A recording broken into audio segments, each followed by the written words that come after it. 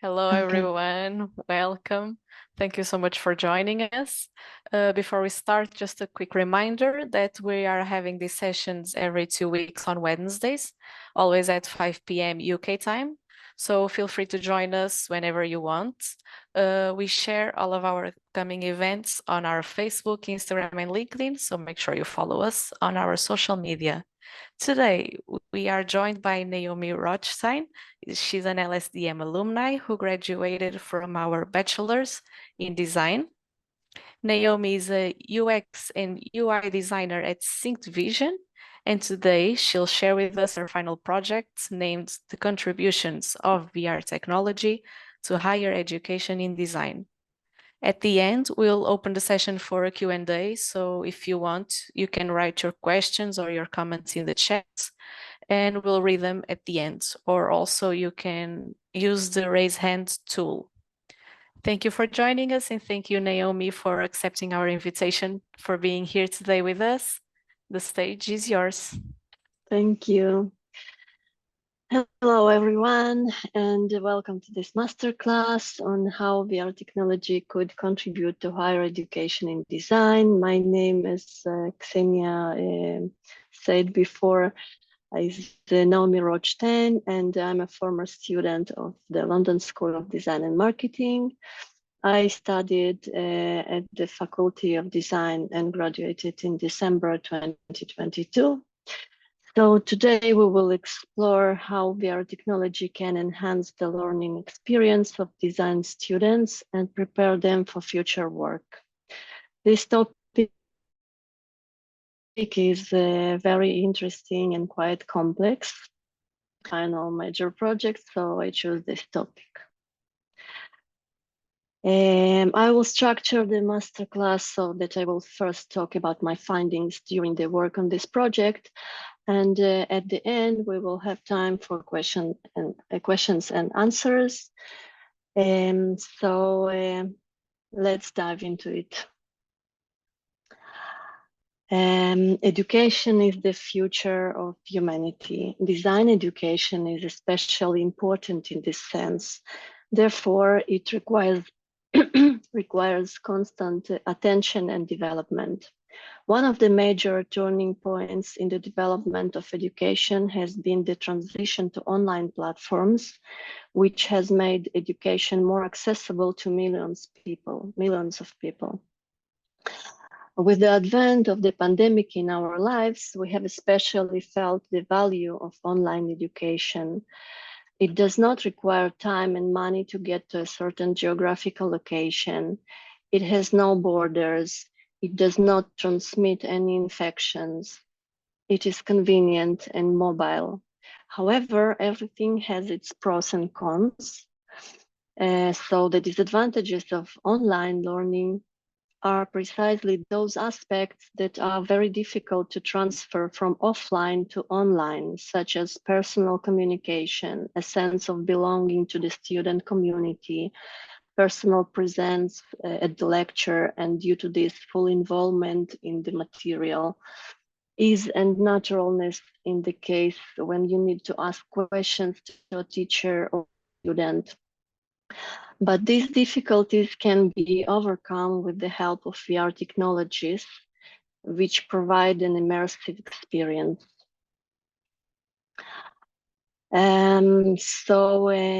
The definition of VR, virtual reality, which is VR technology, is a computer-generated simulated environment that can be experienced through sight, sound, and other sensations. It is used to create immersive experiences and can be applied in various industries such as healthcare, architecture, education, gaming, travel, tourism, and more. VR technology allows users to interact with the environment in a more realistic manner than traditional media. It also provides an opportunity for users to explore virtual worlds and experience different scenarios in a safe and controlled environment. With the help of VR technology, businesses can offer their customers unique experiences that are impossible with traditional media. It allows companies to simulate real-world scenarios for training purposes or for product testing before launch. First of all, about the problems to solve, I would say, despite the fact that I didn't write it here, that the main problem in the final project is to quickly find the right balance between the time available and the complexity and volume of the topic on which you want to write your project. Therefore, useful advice, do not think that 3 months is a lot of time. In fact, when you complete one of the first tasks of the project in which you will have to schedule the steps for completing the project by week, you will see that the time is actually not so much, and in some a minute. In my project, first of all, it was necessary to identify and study the shortcomings of online education to understand whether they really are a problem for many students that should be addressed. Then it was necessary to study how VR technologies affect education. What are the pros and cons of this technology? Since I really appreciate that I had the opportunity to get an education in my favorite profession online, I wanted to make my contribution to the further development of design education with this project. So after completing the research, it was necessary to analyze all the data, generate ideas, and then learn how to implement them. And in the end, it was necessary to test the prototype itself and then write the entire text of the project. The goals of the project, in addition to studying the impact of VR on learning, were to study the tools and methods of working in the Unity game engine and create an MVP prototype for the London School of Design and Marketing online campus. So MVP stands for a minimum viable product, which means it doesn't have all the features and is not perfect yet. It is used only to test the idea and understand whether it makes sense to further invest time and financial resources in the development of a full-fledged product. I wanted to see if virtual reality technology could truly overcome the disadvantages of online learning and provide users with an interaction experience that combines the benefits of offline learning with the accessibility and mobility of online learning. And if it can overcome the disadvantages, how significant is the difference between the traditional online learning and VR online learning? And will students actually feel a significant improvement in their learning experience? So here I needed to learn more about who I'm making the product for. Target audience. As usual in all design projects, we make them for people. So the next step after formulating the goals was to study the target audience and its needs. I conducted a survey of 27 former or current online students, which showed that they all experienced difficulties with online learning. Here you can see the survey that I did with the answers. Here we have the questions and here the answers, which is more interesting. So for the survey, I was using two platforms, Google Forms and SurveySwap, which is a platform that allows you to exchange such a service as participating in a survey. For example, if I'm having a hard time finding enough people in my target audience, I can go to SurveySwap, and by completing surveys for other members, I can earn credits that can be used to quickly find people in my target audience who will complete my survey. So here, as I mentioned before, you can see the results. And among the shortcomings of online learning, students noted the lack of live communications, both with students and teacher, insufficiently clear wording of tasks and complex ways of explaining them. For example, here you can see that students feel disconnected with the community, actually, because the question was, sorry, the question, how much you feel connected to the student community, and the answer was almost they didn't feel connected to the student community. Also, students often had breaks and distraction during training, which had a negative effect on concentration and memorization of the material. So here in the fifth question, you can see that students actually fell a distraction. The most interesting result I got from this survey is that almost 60% of those surveyed would like to use virtual reality for education, either partially as an additional option to online, or even completely. Yeah, so 14 and for 18 people from 27 choose the virtual reality and mixed learning. Okay. In fact, target audience surveys are extremely important, as they not only provide the necessary answers to questions that arise during product development, but also provide a lot of ideas that we received already sorted by importance. For example, if we see a large number of people in the survey who complain about the complexity in maintaining concentration, and a small number of people who complain about the difficulty in remembering the material being studied, we understand that it is more important to develop such features that will help people keep their attention in focus than those that will help memorize. So when studying the target audience, it is necessary to take into account different persons who have different goals for using these platforms. For example, such a learning platform will be used by students, by teachers, and other university staff who support students.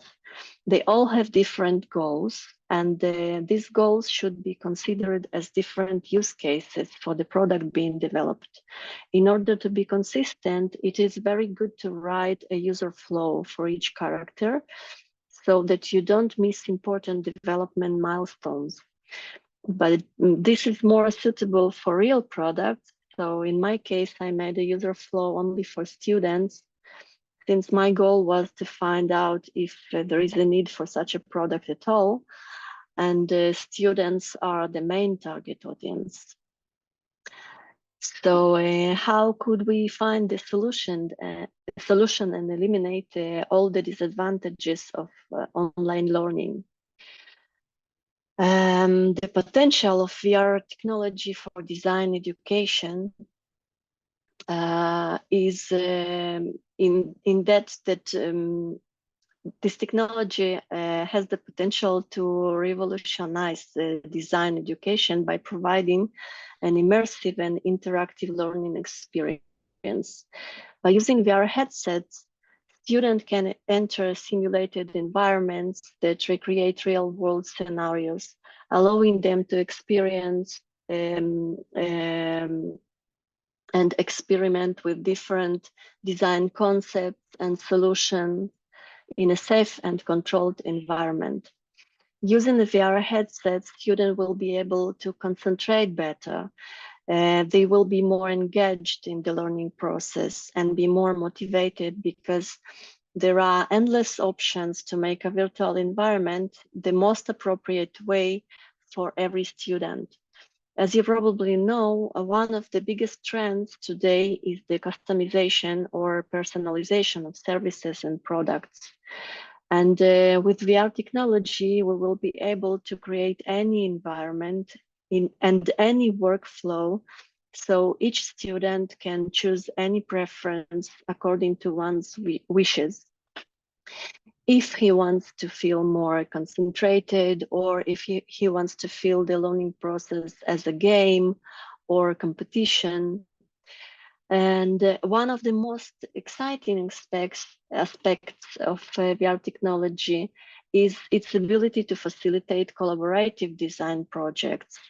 In a virtual space, students can work together in real time from different locations, making it easier for them to share ideas and communicate effectively. This opens up new opportunities for cross-disciplinary collaboration, where students from different design fields can work together to solve complex design challenges. VR technology can also help students develop spatial awareness and design visualization skills.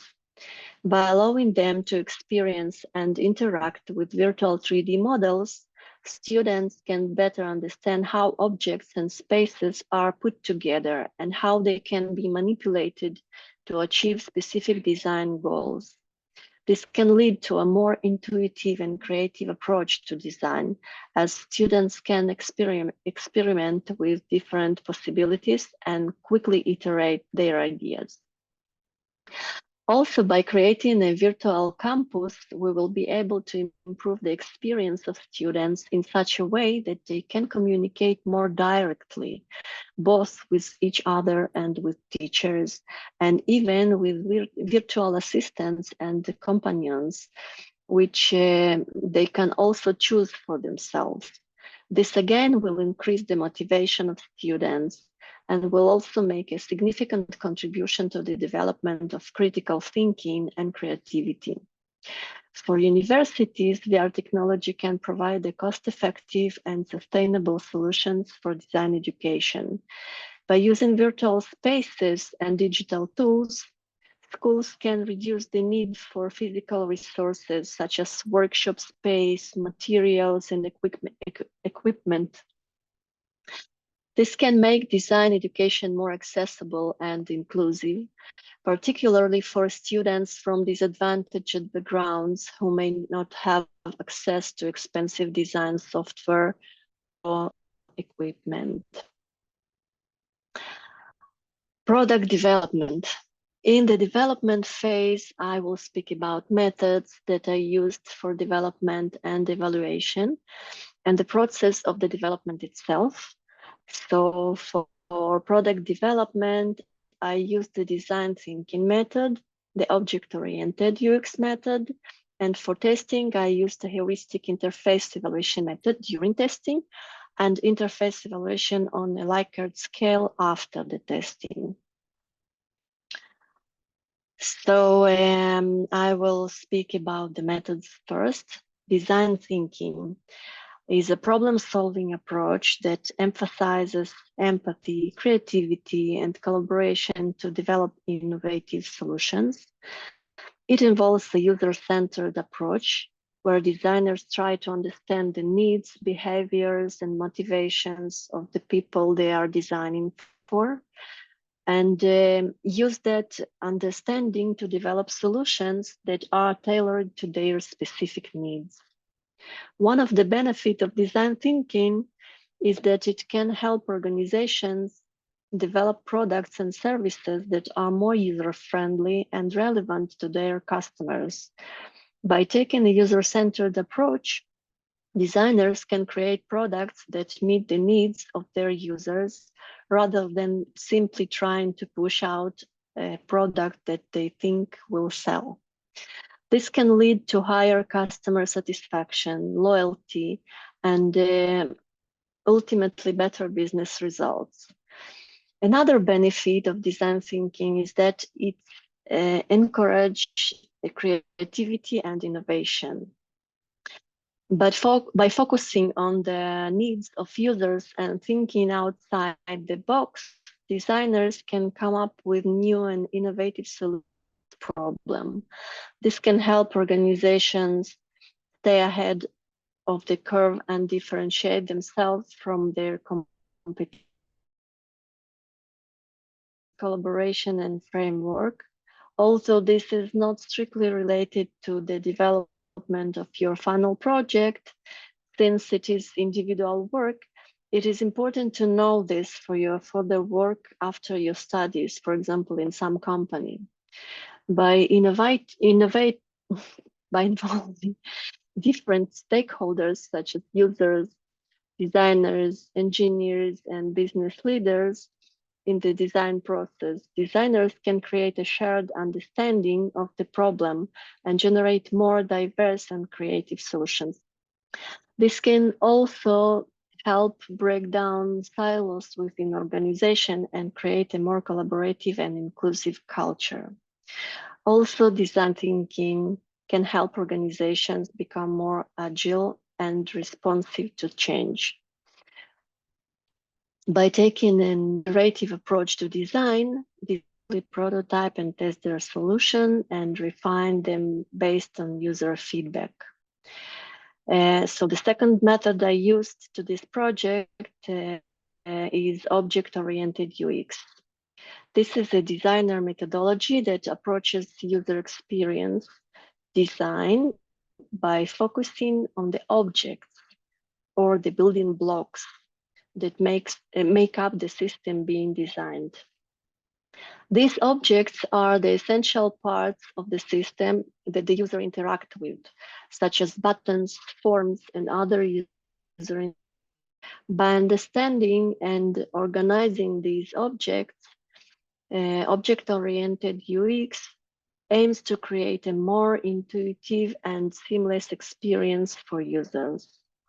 One of the main benefits of object-oriented UX is that it allows designers to create more flexible and scalable systems. By breaking down the system into its constituent parts, designers can create reuse libraries that can be used across different projects. This makes it easier to maintain consistency and coherence across multiple designs, reducing development time and costs. Another advantage of object-oriented UX is that it helps designers needs and goals. By focusing on the objects that users interact with, designers can understand how users are using the system and what their goals and motivations are. This allows designers to create designs that are more aligned with user needs, leading to higher user satisfaction and engagement. The concept of object-oriented UX was introduced by Sofia Wojciechowski-Prater, a UX designer and founder of the design agency Rewired. Object-oriented UX actually is inspired by object-oriented programming. While there isn't a specific book dedicated solely to object-oriented UX, Sofia Wojciechowski-Prater has written extensively on the topic and has shared her insights through various articles and presentation. You can find more information about this method and its principles on the official website, which Ksenia will share the link. I shared it in the chat already. Yes, thank you. And you will find articles, case studies, and resources that dive deeper into the methodology. But I read actually about this method in a book named UX for for Immersive Technologies Design Thinking by Cornel Hillman. I think Xenia will share or already shared. Yes, I shared it already. Thank you. Okay. Yeah. So as I mentioned before, I used two methods for evaluating the interface of my project. The first one is the heuristic interface evaluation method, which I used during the testing. In a nutshell, heuristic interface evaluation is a way of evaluating how user-friendly and effective an interface is. It involves using a set of guidelines or heuristics to identify potential usability issues with the interface. These guidelines are based on common design principles and best practices, such as making sure the interface is easy to navigate and understand, providing clear feedback to the user, and minimizing the number of steps required to complete a task. By using heuristic evaluation, designers can quickly identify and address potential usability issues before the interface is released to users, and it will result in a better overall user experience. And the second method in the interface evaluation that I use for this project is the interface evaluation on a Likert scale, which this is the way of getting feedback from users about how they feel about an interface or product. It involves asking the users to rate their level of agreement or disagreement with a set of statements using a scale ranging from strongly agree to strongly disagree. This method allows designers to collect quantitative data about how users perceive the interface, as well as identify areas for improvement based on user feedback. By using the Likert scale, designers can gain valuable insights into how users interact with the interface and make informed decisions about how to improve the user experience. Plus, it's an easy and fun way for users to share their thoughts and opinion. So the process. After I'd identified the methods, the next step was to think about the concept, the necessary objects in the interface, and the interaction with them. So I created the storyboard where I will show you the idea so you can easily understand what I mean. So as a main idea, I decided to use a metaphor of a medieval castle, which represents the London School of Design and Marketing, and has 3 towers, which represent the stages. Each tower has 2 entries, which represent the semesters. And after the student has chosen the semester, he sees the elevator, which has 5 buttons representing the disciplines of the semester, which I think it has to be 3 buttons actually, as far as I remember. But okay. So for example, if the student pressed the button named Visual Culture, the elevator takes him to this specific floor, and there is a long hall with doors on both sides. Each door represents the number of the learning week or the number of the lesson. And once the student enters this door, he has access to the lesson's materials. The materials of the lesson are placed on several floating panels, and students can move freely in the room and from one panel to another, back and forth. So the necessary objects for this platform are doors, an elevator, buttons, panels, a video player, links for PDF files and additional materials, different menus with items such radio buttons, checkboxes and toggles, library, search, course or lessons, complement status and navigation. And to interact with the interface, we need to think about different options for navigation between buildings, floors, and classrooms, about interaction with buttons, video player, and different menus. Maybe we need to add a virtual keyboard for searching, voice and the ability to dictate the text instead of type it. The ability to go back, cancel the previous action, choose if you want to read the document or to listen to it. And if we choose to listen, the ability to choose the speed, voice, and even the character who will read for us this text. Also, we have to add the option to get help in every step of the learning process and to write an email or to take notes.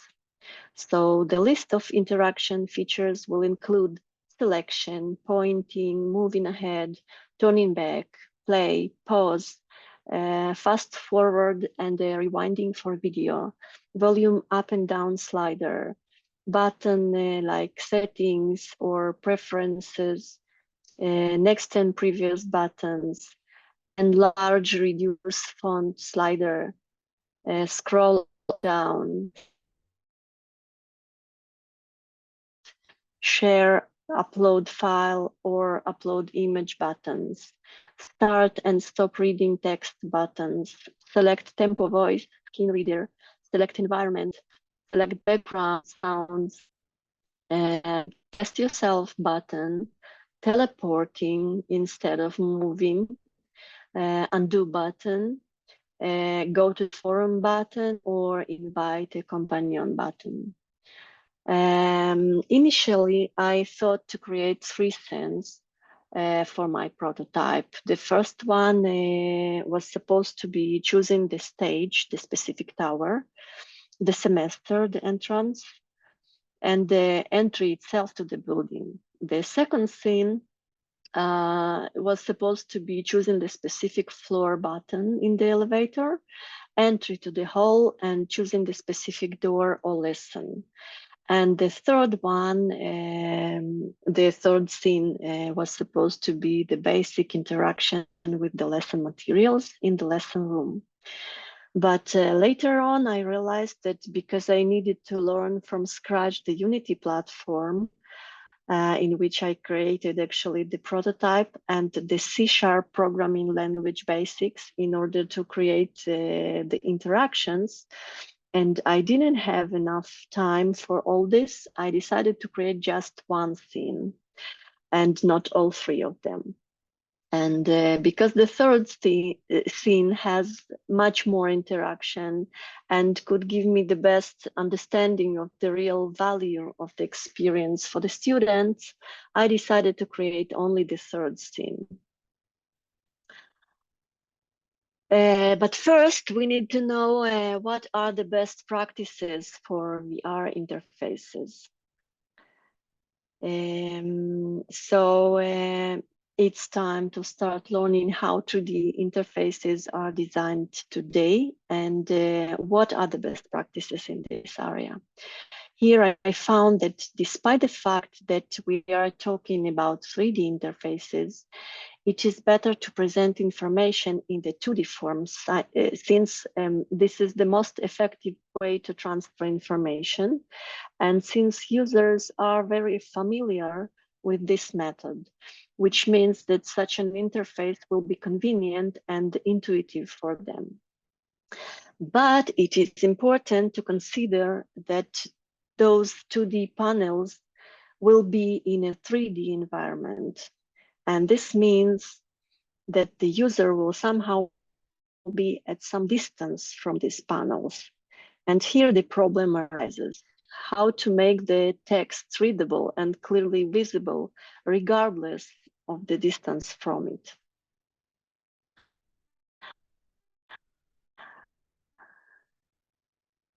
So this problem has already been brilliantly solved before us by Google's designers Adam Glazier and Chris McKenzie, who proposed designing interfaces with text measured using an angular unit of measurement called distance-independent millimeter, DMM.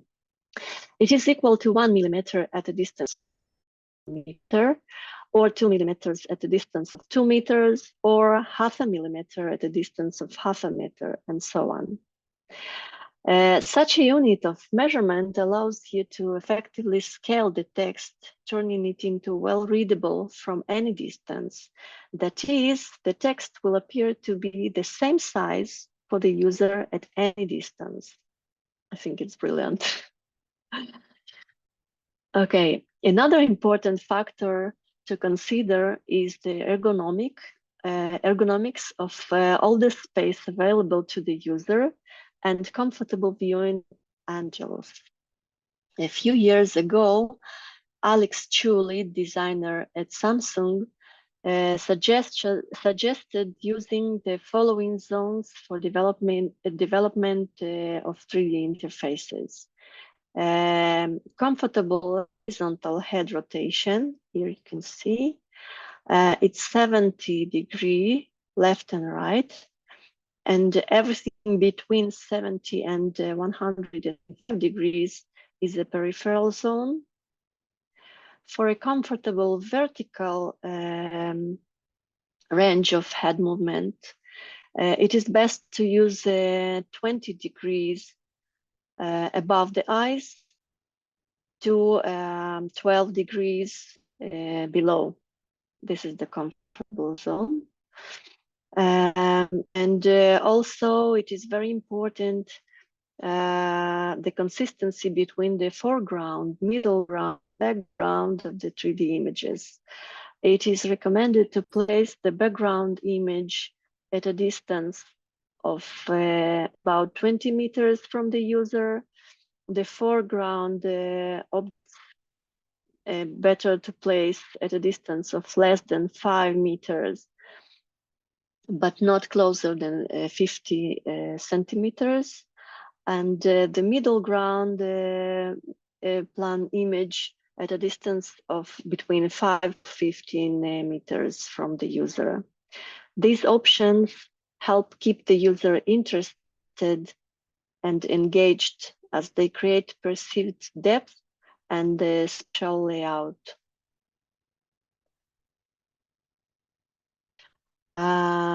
If a long interaction experience is expected, one must take into account the tension of the neck, which can occur over time.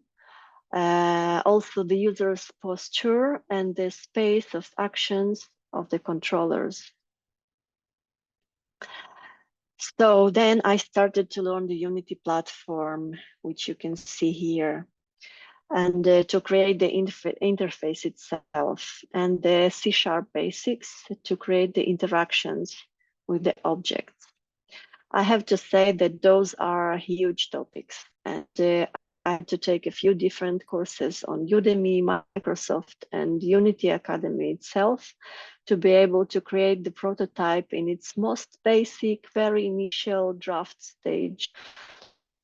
As I mentioned before, it is just minimum viable product and needs to be finalized, corrected, and tested many more times. So don't judge me harshly. Here you can see the Unity interface. There are a lot of options here, and you can set the tabs of the programs as you wish, related to the specific project you are working on. In my case, you can see here the Scene tab. Can you see my cursor? Yeah? Yes, we can see it. Okay. Okay. So here is the Scene tab, where you can see created objects and environments.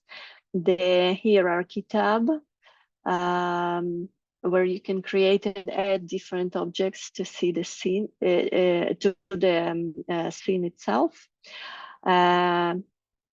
Here we have an inspector tab where there are all the settings of each object, the project tab, where you have all the files and folders that related to your project, because sometimes projects have many different scenes, and for each scene there are different sets of objects.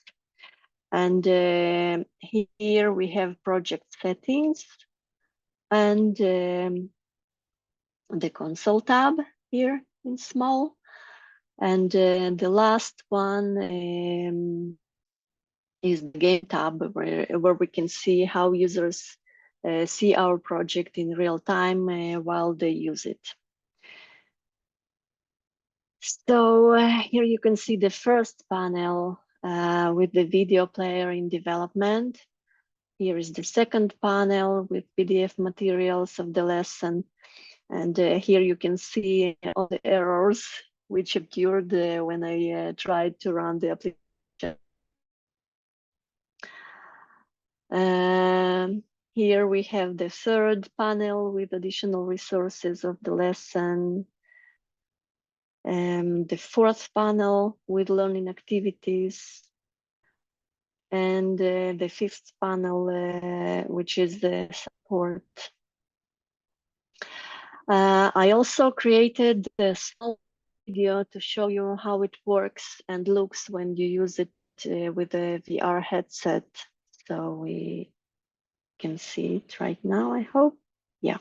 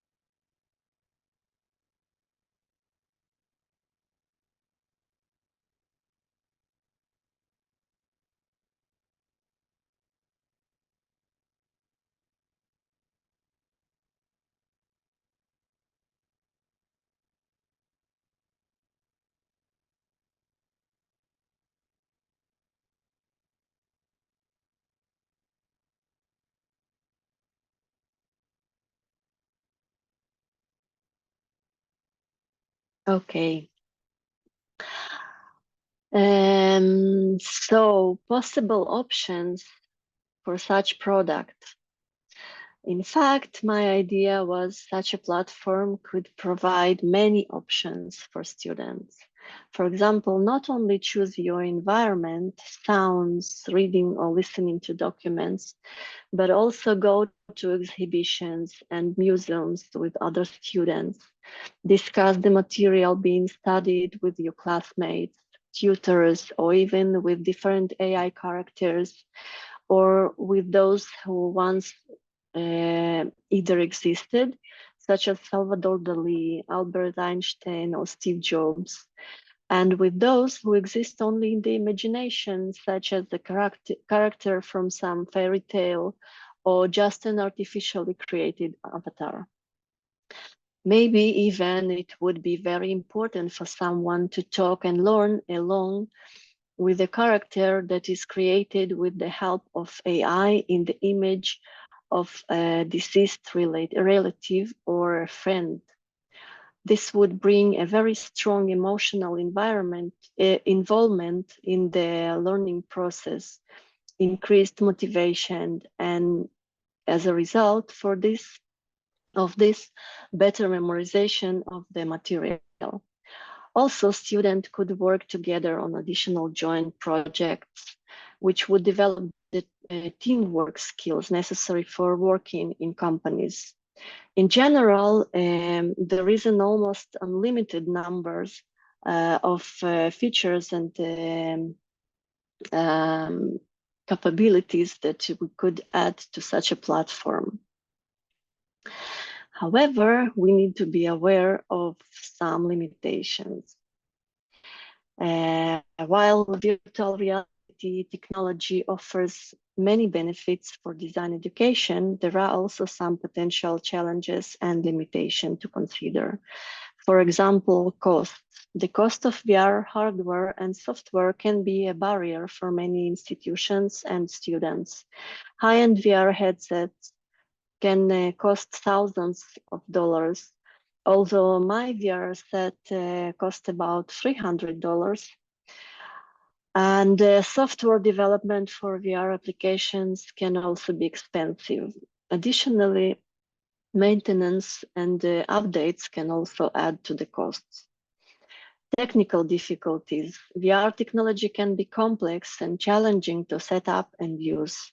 Technical difficulties can interrupt and frustrate students and instructors. Limited interaction. Although VR technology offers a more immersive learning experience, it still has limitations in terms of level of interaction that can be achieved. For example, haptic feedback is still limited, which means that students may not be able to touch or feel objects in the virtual environment as they would be feel it in real life. Limited realism. While VR can create realistic virtual environments, it can still be challenging to recreate the full complexity of the real world. For example, lighting and sound may not be fully realistic, which can impact the experience. Limited access. Some students may not have access to the necessary hardware or software to use. This can create an inequity in access to learning opportunities. And the last one, difficulties associated with modifying lessons. Teacher will be responsible for compiling the learning material and will therefore need to be taught how to use the platform and modify lessons and assignments. This will entail additional costs and may also present some difficulties depending on how willing teachers and instructors are to learn a completely new environment for them. Overall, while VR technology has significant potential in design education, it is essential to consider these challenges and limitations to ensure that it is used effectively and efficiently. Addressing these challenges will require ongoing research and investment in VR technology to improve its accessibility, usability, and realism. So after the prototype has been created, it is time to conduct tests. For testing, I used the Oculus Quest 2 VR headset, which I connected to the computer so that I could see on the computer screen what the user sees in the headset in case tips or some other help is needed. Testing was conducted with 7 users, although only 2 allowed me to photograph them, as the testing was anonymous. I gave all users a few minutes, like 15 minutes, to get used to the headset and controllers, and explained how to use the controllers. So the first part of testing, I gave the user simple tasks, which you can see here, that they had to complete while I measured the time. In the table below, this is the time it took for each task to be completed by each user. While they completed the tasks, I could see and analyze which part of the interface might not be clear to user, to the user. Step caused him difficulties and what kind of these difficulties were. And the next stage of testing was a short survey of 10 questions of users that take part in immediately after users completed the tasks. This survey them to rate experience with a given interface on a 5-point Likert scale. I evaluated the efficiency, aesthetics, comfort of use, the number of errors during the execution of tasks by users, the emotional feelings of users, and the presence or absence of physical discomfort called motion sickness, which is an analog of seasickness. And it might be caused by a mismatch between the signals that the eyes and the inner ear send to our brain. So here you can see the table with questions and the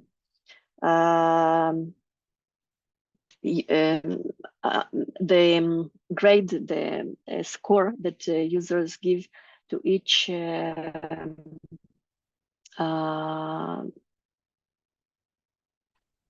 aspect of the interface.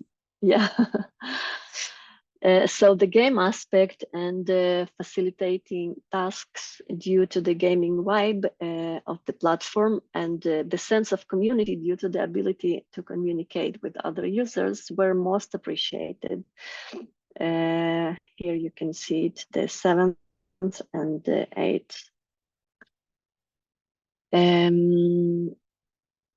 Despite the fact that much in the interface still needs to be changed, corrected, and finalized.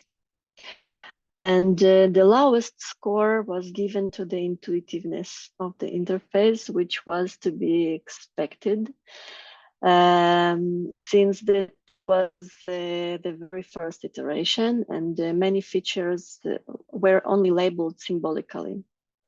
But even this rating was quite high. It was 4 points out of 5 possible.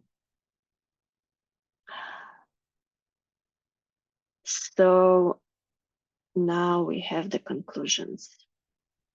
VR technology has the potential to transform higher design education by providing students with an immersive learning experience. By creating an interactive and dynamic environments, VR technology can offer students a more engaging and memorable learning experience, enabling them to better understand and retain complex design concepts. Additionally, VR technology can help students develop their critical thinking and analytical skills by allowing them to experiment and explore various design scenarios and solutions. One of the key benefits of VR technology in higher education is its ability to overcome the limitations of traditional online learning, such as a lack of interactivity, communication, and hands-on practice. With VR, students can collaborate and communicate with their peers and instructors in real time, improving their social and communicational skills. VR can provide students with practical experience, allowing them to apply their theoretical knowledge to real-world design scenarios, providing them with the confidence and skills they need to succeed in their careers.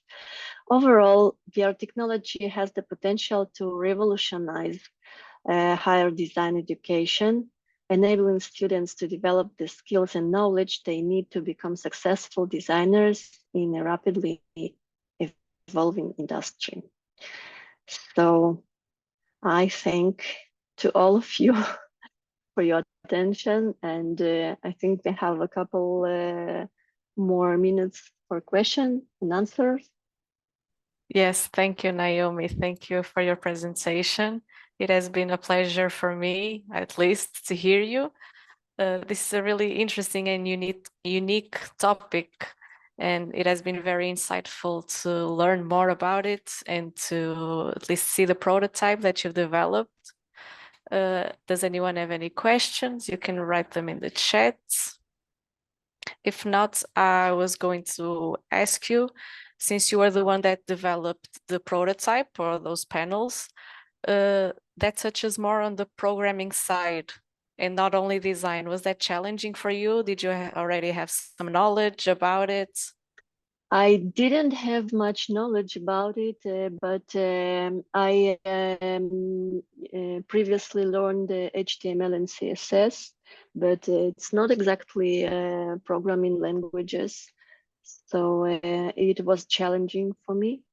But I was so excited about this project and the outcomes that might be. So I decided to learn at least basics of the C# programming language. Yes. So I don't know if anyone has any questions. I just want to say that it's amazing. It was very nice and congratulations. It was very nice work. Thank you so much. Thank you. I'm glad you loved it. It was very interesting, the topic, and what you did was very nice. Thank you. Thank you very much. Okay, so if we don't have any more questions or no more comments, I believe we can finish here. I want to thank you, Naomi, once again for accepting our invitation to be here Thank today, you. and to thank our guests for joining us this afternoon. I hope you have a wonderful rest of the day, and hopefully we'll see you again soon. Thank you so much. Bye. Bye-bye, everyone.